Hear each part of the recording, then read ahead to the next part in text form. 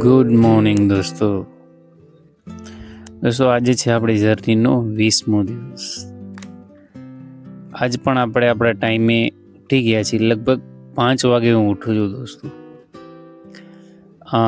લગભગ દરરોજ નાઇટનો વારો હોય કે મારે દિવસનો વારો હોય, 5 વાગે ઉઠી જાઉં. હું રિલાયન્સમાં હોય તો 5 વાગે ઉઠી જાઉં છું અને ઘરે હોય તો 5 વાગે ઉઠી જ જાઉં છું. 5 વાગે ઉઠી અને આપણું પહેલું કામ જે છે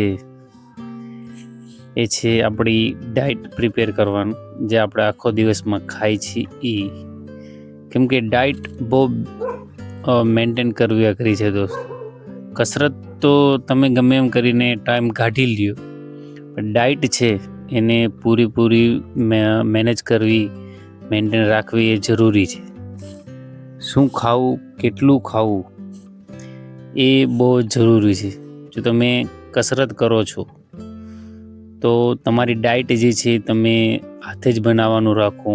મારું સજેશન એ રહેશે. કેમ કે ડાયટમાં તમે જાણો છો કે તમારી જે કેલરી બજેટ છે એની અંદર તમે ખાઓ છો.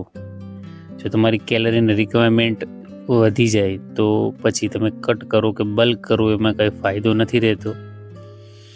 એટલે ડાયટ પ્લીઝ તમે હાથે પ્રિપેર કરો. જો તમે ખાવાનું બનાવતા, હું પણ શીખું છું દોસ્તો.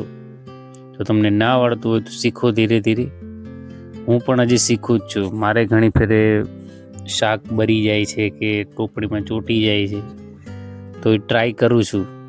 2 વર્ષ થયા હું પણ શીખું છું અને ઘણી નવી નવી રેસીપી હું ટ્રાય કરતો હોઉં છું. આમ તો જો કે શાક મારો એક જ પ્રકારનું હોય છે, સોયાબીન.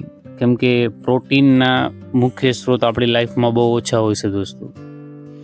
આમ હું મેન તો 3 સોર્સ પ્રોટીનના યુઝ કરું છું. ઈંડા છે, સોયાબીન છે અને ચિકન છે, જે આપણે સાંજે લઈએ છીએ. અને ત્યાર પછી આપણે બ્રશ કરી અને આપણો જે ટાઈમ છે એ ટાઈમને પૂરી રીતના આપણે પ્રિપેર કરવાની કોશિશ કરી છીએ કે સવારે 6, 6:30 વાગે આપણે એક્સરસાઇઝમાં પહોંચી જઈએ. કેમ કે હું સાંજે પાછો બહુ મોડો આવું છું. સાંજે એક્સરસાઇઝનો કોઈ ટાઈમ ન રહે. તે પછી આપણે આપણું જે શાક છે એ પ્રિપેર કરવામાં વળગી ગયા. સોયાબીન બફાઈ ગયા છે, ઈંડા અને જે છે ગાજર એ પણ બફાઈ ગયા છે. અને આપણે 2 પોર્શનમાં ડિવાઈડ કરી છે. અત્યારે પોસ્ટ વર્કઆઉટ ને પ્રી વર્કઆઉટ બંને એમાંથી જ ખાઉં છું. તો ચાલો આપણે આપણી સાથે સાથે પ્રી વર્કઆઉટ મીલ પણ લઈ લઈએ. કેમ કે દોસ્તો, જો તમે એકલા બધું મેનેજ કરતા હોય તો જરૂર નથી કે તમે બધું છે એ અલગ અલગ કરો. એકમાં પણ બધું કરી શકો છો. કેમ કે હું ઈંડા અને જે ગાજર છે 2 એકમાં બાફી નાખું છું. કેમ કે ટાઈમ કાઢવો બહુ મુશ્કેલ છે અને જો તમે શીખતા હો તો ટાઈમ મેનેજમેન્ટ રાખવો પણ બહુ જરૂરી છે. તે પછી આપણે આપણા બધા જ વેજીસ છે કાપી લીધા છે અને શાકની કરી લીધી તૈયારી. એમાં કાંઈ જાજુ નવું નથી દોસ્તો. હું બસ તેલમાં માપ રાખવો જરૂરી છે. કેમ કે જો તમે તમારી ડાયટ હાથે બનાવો તો તમને આ ખ્યાલ રહે કે તમે કેટલું તેલ નાખો છો.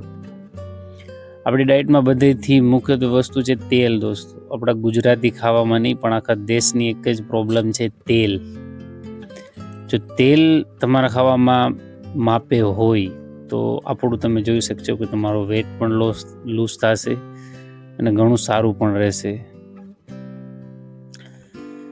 અને આમ જ બસ જાજુ તો કાંઈ શાકમાં હું ફેન્સી નાખતો નથી. જે છે ટમેટા, મરચાં અને ડુંગળીને બધું ભેગું નાખી ને ભેગું જ બધું બનાવી નાખું છું. કેમ કે આમ સ્વાદથી પણ મને કાંઈ એટલો મેનિંગ નથી. કેમ કે જો તમે ખરેખર એક ડાયટ ફોલો કરતા હો તો ઘણા હોય છે જે ડાયટને પણ સ્વાદિષ્ટ બનાવી શકે છે. અને એ પણ જરૂર નથી કે તમે ડાયટને ખાલી બોરિંગ જ ફૂડથી ખાઓ. તમે સારા ફૂડ પણ એમાં પણ લઈ શકો છો. બસ તમારે ક્વોન્ટિટીનું ધ્યાન રાખવું જોઈએ. અને તે પછી આપણે તરત જ આપણી પ્રી વર્કઆઉટ ડ્રિંક જે આપણે લઈ છીએ, ક્રેટીન મારું પૂરું થઈ ગયું છે. ક્રેટીન મંગાવ્યું છે મેં પણ હજી આવ્યું નથી. કેમ કે બ્રાન્ડનું ક્રેટીન તમે ઓર્ડર કરો બ્રાન્ડની વેબસાઇટથી એટલે બહુ મોડું આવે. ક્રિએટિનના પણ ઘણા બધા ફાયદા છે દોસ્તો, આપણે આના વિશે પણ વાતો કરશી. આમ તો જોવા જઈએ તો ક્રિએટિન પણ એક પ્રી વર્કઆઉટ જેવું જ કામ કરી દે છે. એમાં આપણે ભેગું લીંબુ અને મીઠું નાખી છીએ, કેમ કે આપણી પાસે પ્રી વર્કઆઉટ સપ્લિમેન્ટ ખરીદવાના એટલા ખોટા એમાં પૈસા બગાડવા નહીં. તો આ થઈ ગઈ છે આપણી તૈયાર એકદમ પ્રી વર્કઆઉટ ડ્રિંક, એકદમ સ્ટ્રોંગ. સવારના પોરમાં જો તમે લીંબુ, મીઠું અને ક્રિએટિન એટલું નાખીને પીઓ તો તરત જ તમારી નીંદર હોય તો નીંદર પણ ખુલી જાય. અને જો તમે કોફી પીતા હોય તો પ્લીઝ કોફી પીવાનું રાખો, કેમ કે કોફી પણ એક સસ્તો અને સારો ઓપ્શન છે પ્રી વર્કઆઉટ ડ્રિંક માટે. અને આપણે જોઈ શકો છો બધી જ મીલ થઈ ગઈ છે તૈયાર. આ છે આપણી પોસ્ટ વર્કઆઉટ, આ છે આપણી બપોરની મીલ અને આ છે આપણો સ્નેક, જેમાં આપણે ખજૂર એડ કરી છે હમણાં જ. એમાં પણ કંટ્રોલ જરૂરી છે, ખજૂર આપણે તન જ લઈ જાય છે. અને તે પછી થોડું થઈ ગયું હતું મોડું, સવાર લગભગ 6:50 થઈ ગઈ હતી. હું ત્યારે ગયો તો કસરત કરવા. જોઈ શકો છો તમે નજારો, તમે કરી શકો છો બધા સૂતા છે શાંતિથી.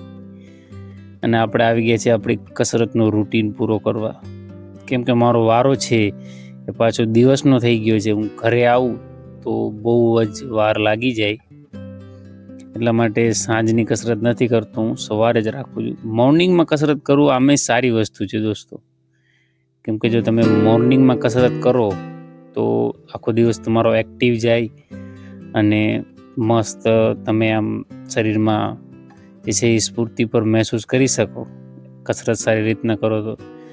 કસરતમાં આજ આવતો આપણો લેગ ડે, વીકનો ફર્સ્ટ લેગ ડે છે આપણો.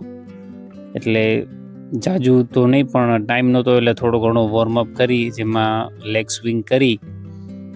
તમારા પાસે જાજો ટાઈમ ન હોય દોસ્તો, તમે જે છે એ વોર્મઅપમાં જાજો ટાઈમ ન બગાડો અને બસ લેગ સ્વિંગ અને થોડું ઘણું સ્ટ્રેચ કરી અને તરત જ તમારી જે મેન એક્સરસાઇઝ છે એમાં જમ્પ કરી શકો છો. તો લેગ માટે આપણે આજની જે મેન એક્સરસાઇઝ પહેલી છે એ છે બાર્બલ ફ્રન્ટ સ્ક્વોટ્સ. આમાં એવું છે દોસ્તો કે મારી જે બાર્બલ છે એ બહુ નનકી છે, રોડ જે મેં મંગાવી હતી એટલે બેકની પાછળ નથી જતી, આ રહેતી પણ નથી. તમે જોઈ શકો છો એનો સાઇઝ. આપણે ચાલુ કરીએ છીએ ફ્રન્ટ સ્ક્વોટ્સ. આના આપણે લીધા હતા 4 સેટ, લગભગ 10 થી 8 રેપ આવે છે મારે એક સેટમાં. હું ટ્રાય કરું છું કે વધારે આવે, પણ છેલ્લે ચોથા સેટમાં જે છે 6 થી 7 આવે છે. જ્યારે એમાં પણ આપણે આવી જશે. ઘરે એક્સરસાઇઝ કરવામાં બધીથી મેઇન પ્રોબ્લેમ આ જ આવે દોસ્તો કે વેટ જે છે એમાં સ્ટક થઈ જાય આપણે. તો આવી રીતના જ આપણે ફ્રન્ટ સ્ક્વોટથી જ શરૂ કર્યું હતું લેગ ડે. પૂરેપૂરા ક્વિઝ કરો, નીચે આવો અને પૂરેપૂરા ઉપર જાઓ. આપણી જે બીજી મૂવમેન્ટ છે દોસ્તો એ પણ લેગને લગતી. લેગ માટે દોસ્તો જો તમે 2 વીકમાં કરતા હોય તો જાજુ એને સિમ્પલ રાખવું બને એટલું, કેમ કે કસરત જે છે એના માટે જાજુ સિમ્પલ રહેવું એ પણ સારું છે દોસ્તો. તે પછી આપણે સીટેડ પ્રેસીસ આપણે કર્યા હતા કાફ માટે, જે તમારા ગોઠણના નીચેના મસલ હોય છે જેને પિંડલી કહેવામાં આવે છે. એ માટે પણ આપણે સીટેડ કાફ રેઝિસ કર્યા હતા. એના પણ આપણે 4 સેટ કર્યા હતા. એમાં લગભગ મારે 10 થી 12 રેપ આવે છે સારી રીતના. અને તે પછી આપણે જે બીજી એક્સરસાઇઝ છે દોસ્તો એથી RDL, મારી ફેવરેટ છે RDL. આમ તો જોવા જાય તો તમે એમાં વેટ વધારે પણ લઈ શકો છો, જે હેમસ્ટ્રિંગ અને તમારા જે ગ્લુટનો એરિયો છે એને પણ ટાર્ગેટ કરે છે. RDLમાં લગભગ મારે જો વેટ હોય તો વધારે રેપ્સ પણ હું લઈ શકું છું, કેમ કે મેં ગમે ત્યારે આ એક્સરસાઇઝ છે આપણે ડેલી રૂટીનમાં પણ યુઝ થતી હોય, નીચેથી કોઈ વસ્તુ ઉચકવાની હોય તો RDL એક બેસ્ટ અને બહુ મસ્ત મૂવમેન્ટ પણ છે. આ મને પસંદ છે વધારે, કેમ કે હેમસ્ટ્રિંગ, બેક લગભગ આ એક કમ્પાઉન્ડ મૂવમેન્ટ છે દોસ્તો, હેવીલી કમ્પાઉન્ડ મૂવમેન્ટ છે. તમારા પાસે ટાઈમ ન હોય તો તમે RDL અને સ્ક્વોટ્સ પણ કરી શકો છો ભેગા, કેમ કે આ એક જોરદાર મૂવમેન્ટ છે. ઓલ ઓવર તમારી હેમસ્ટ્રિંગ અને તમારો જે પાછળનો આખો એરિયો છે થાઈસથી લઈને ઉપરનો આખો ટ્રેન કરે છે. આને પણ આપણે લીધા હતા 4 સેટ. કેમ કે આપણી પાસે ટાઈમ ઓછો હતો આજે, એટલે આપણે એક્સરસાઇઝ જે છે એ પૂરી નથી દેખાડતા. આજે ભાગે એવું જ થાય છે દોસ્તો, કેમ કે ટાઈમ ન હોય. ટાઈમ મેનેજમેન્ટ કરવો બહુ જરૂરી છે દોસ્તો. આપણે આગળ ચર્ચા ટાઈમ મેનેજમેન્ટ ઉપર જરૂર કરશી.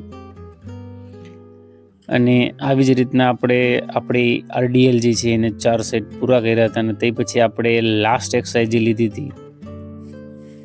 હતી આપણે હિપ થ્રસ્ટ. તમારા જે હિપ મસલ્સ છે, જે આપણે વાત કરતા હતા કે RDLમાં પણ ભેગા ટ્રેન થાય, આના માટે પણ મેં જાજાની પણ 2 સેટ લીધા હતા. કેમ કે હિપ એક એવા મસલ છે, તમે લેગમાં કોઈ પણ એક્ટિવિટી કરો તો લેગમાં ઇન્ક્લુડિંગ કાફ, બસ કાફને મૂકીને બાકી બધી મોમેન્ટમાં તમારા હિપ છે એ ટ્રેન્ડ થઈ જતા હોય. અને આમ જોવા જાય તો પેલી ફ્લોરની જેટલા મસલ્સ છે એ માટે એક્સરસાઇઝ બહુ જોરદાર છે દોસ્તો, હિપ થ્રસ્ટ. તો તમને કમર દુખતી હોય તો શરૂઆતમાં વેટ ઓછો લઈ અને આને તમે ટ્રાય કરી શકો છો. હિપ થ્રસ્ટ પણ એક જોરદાર મૂવમેન્ટ છે. હિપ થ્રસ્ટના પણ આપણે લીધા હતા 2 સેટ જ લીધા હતા, કેમ કે જાજે ભાગે ટાઈમ નહોતો મારી પાસે, કેમ કે હજી કામે જવાનું પણ મોડું થઈ જાય પછી. અને તે પછી ના આપણે તમે મીલ તો જોઈ જ લીધી હતી, એટલે આપણે મીલ લઈ અને નીકળી ગયા થોડીક વાર ચાલવા. એમાં જાજો ટાઈમ નથી, એટલે મોર્નિંગમાં ચાલવું બહુ સારી વસ્તુ છે દોસ્તો. જો તમારી પાસે ટાઈમ હોય તો પ્લીઝ મોર્નિંગમાં ચાલો, કેમ કે ચાલવું પણ એક એક્સરસાઇઝ જેવું છે દોસ્તો.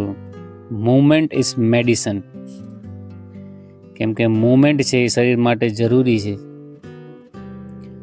આજે થોડી ઝાકર વધારે આવી છે, પણ આજનો માહોલ પણ જોરદાર છે દોસ્તો. આમ જ આપણો આ સફર છે એ જારી રહેશે, અને આ છે આપણી જર્ની જે છે એ પણ જારી રહેશે. કેમ કે જ્યાં લગીને આપણું સર્ટિફિકેશન કમ્પ્લીટ ના થઈ જાય અને જ્યાં લગીને આપણે એક જીમમાં ના આવી જાય ટ્રેનિંગ દેવા અને ટ્રેનિંગ લેવા, મજા ત્યારે આવશે. અને આ છે આપણો માહોલ. તો ચાલો આપણે નીકળવાનું છે કામે. હું તમને સીધું મોડું છું બાઈકે, કેમ કે મોડું થઈ ગયું છે મારે. જાજો ટાઈમ નથી. બાઇકને થોડી ક્લીન કરી લઈ અને નીકળી કામે સીધા. રિલાયન્સમાં પણ થોડા લોચા હાલે છે, કેમ કે બસો બધી બહારથી હાલે છે ભાઈ, એટલે બસ ચડી જાય તો સારું છે. ચાલો નીકળી કામે. જોઈ શકો છો ગાડીની શું હાલત છે દોસ્તો. સેફ્ટી બાર આખું તૂટી ગયું છે મારું. તમે અવાજ સાંભળ્યો છે તો ચાલો નીકળી જાય. હું લગભગ ટાઈમ કામે છે 7:40 પહોંચ્યો તો, કેમ કે મોડું થઈ ગયું હતું મારે. અને પંચ કરીને બધું ટાઈમ થઈ ગયું તો લગભગ 7:50 જેવો. બસ માન જઈડી હતી આજે. ખુશી જોઈ શકો છો, પણ કામે પહોંચ્યા પછી આ ખુશી રહી નહોતી જાજી, કેમ કે પહોંચી ગયો છું હું કામે. બસ નહોતી જઈડી મને.